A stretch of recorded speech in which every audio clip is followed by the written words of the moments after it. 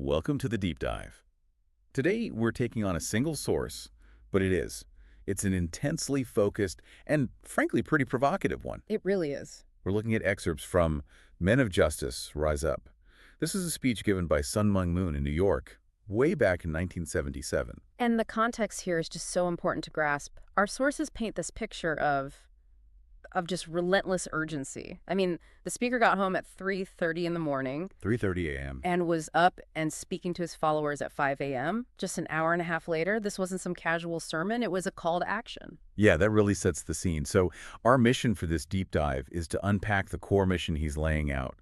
It's all about this absolute necessity of unselfishness, the radical changes he demanded from people, and some really specific, almost impossible-sounding tasks for his followers, the Men of Justice. And he makes it clear right from the jump that this is not going to be a feel-good talk. He tells the audience directly, and this is a quote, "I am not just trying to entertain you. I want to hit a target. A target? The bullets I am shooting are God's words, and my target is your heart." So, I mean, that immediately tells you, right? The comfortable life is over. Okay, so let's get into this intense critique he opens with. The speech starts with a really startling assessment of human nature, just brutal. It is, and he places the blame for, historical atrocities, wars, all these horrible crimes squarely on men. He calls them rebellious animals. And he uses this unforgettable analogy to drive the point home, right? He does. He asks, are men superior or inferior to a tiger? And his conclusion is that men who wage war and murder are actually inferior to a tiger. Because the tiger only kills for food, for sustenance. Exactly. It's a necessity. But men, he argues, kill out of some kind of internal corruption or pride. It's not a necessity at all. That's a really powerful way to frame it. So that's the baseline, flawed human nature. But the critique doesn't stop with men, does it? There's an equally harsh judgment for women. Oh, yeah. He characterizes women as being naturally passive, concerned with needlework and the kitchen. He even suggests that if women had been the ones to pioneer civilization, the world might still be primitive. Which leads to that really shocking question. The one where he asks, all things considered, what are women really good for? I mean, that is an incredibly provocative thing to say. It is. And the assertion is that women have to be revolutionized completely, and that they're required to pay something called indemnity. That's a key term we should probably break down. It is. It's a theological idea. It's not just punishment. It implies you have to compensate for past failures, in this case, for things women have done in history, in order to restore your honor. It's like a spiritual debt you have to pay off through suffering. So the core message then is that both genders have failed historically. Right. And it's not just a minor adjustment, right? Not at all. It's a complete radical transformation, a revolution. And one that's achieved through immense hardship and total submission to this new standard. Total submission. Exactly. And that's really where this concept of God's love gets turned on its head. Love in this context isn't about telling people to take it easy. It's the exact opposite. So love is expressed by putting them to work. Pushing them so intensely that true women may be seen and men are finally tamed. And this is what introduces the idea of the good whipping. That phrase, the good whipping, is so potent. How does he draw a line between that and just brutality? It all comes down to motivation. That's the key. A whipping given to save someone's eternal life, to root out selfishness, is defined as something more precious than gold. So necessary pain for eternal gain. Precisely. And he criticizes American young people for not getting that distinction, for confusing this spiritual discipline with, a whipping given out of anger or greed, which he says is evil. The action is secondary. The motivation is everything. And here's where it gets really important for defining value. This whole principle of motivation, he says it's the straight boundary line of truth for everything. That's right. Good and evil aren't defined by the act itself, but only by the motivation behind it. He gives the example of capital punishment. Yes. Executing a criminal, he says, is explicitly not a sin. And why? Because the motivation is public safety. It's for the collective, not for personal revenge. But on the other hand, if you live a life that seems clever, but it's selfish, you'll eventually hit a stone wall. Your motivation will doom you. And he takes this logic to its most extreme conclusion.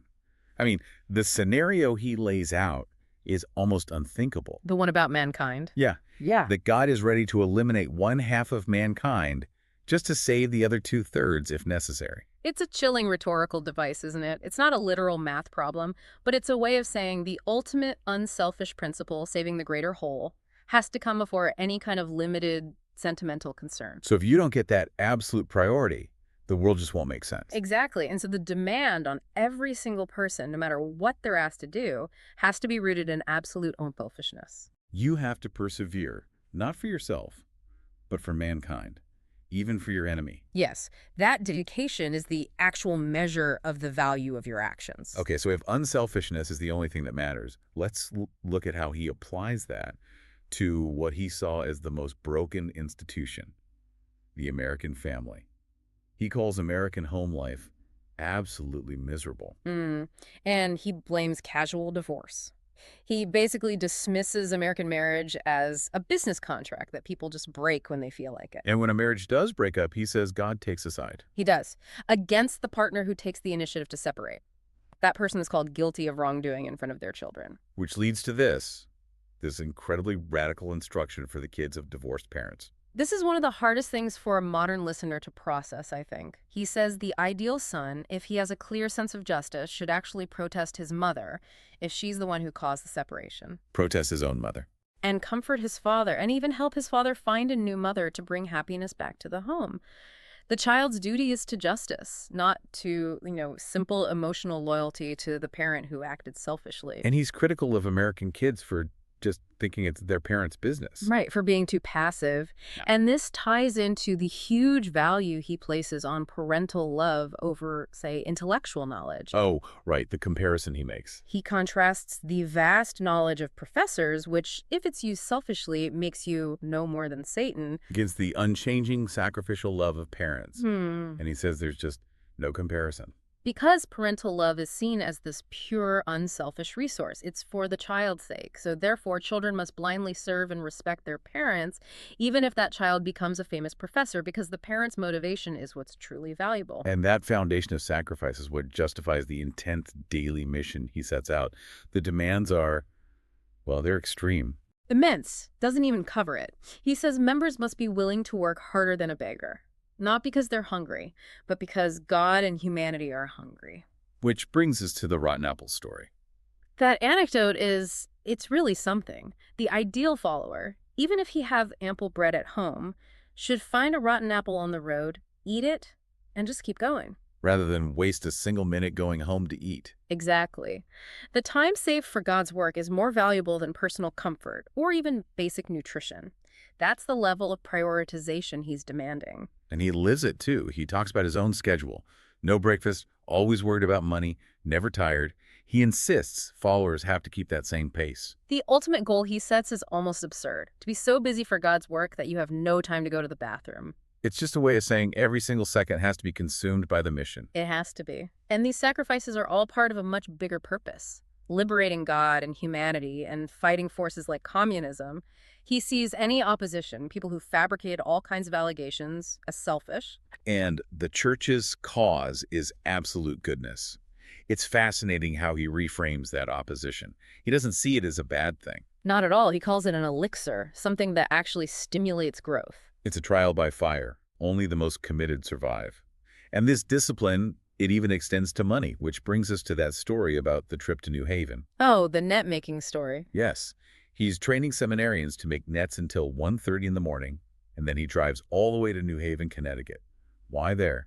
To save a few $1,000s on materials. He's personally driving for hours, even with his crazy schedule, because he's looking for a way to save God's money. Which makes that scene at the hardware store so memorable. Here's this man in simple clothes loading all these materials into a giant Lincoln limousine. The source says the store owners were completely flabbergasted when they found out he was Reverend Moon. It just captured that duality. Using powerful resources, like a limo, but with the personal discipline of someone trying to save a buck for the cause. That extreme discipline leads us right to the big, all-consuming task at the time. The newspaper, the news world. And this was no hobby. No, not at all. This was God's instrument. It was meant to fight communism and, this is key, to turn journalism around. The stakes were unbelievably high. especially since the big established papers like the New York Times were struggling financially. Right. So all the critics were just waiting for them to fail. They figured 6 months, maybe a year, and it would crumble. So success would be the ultimate proof.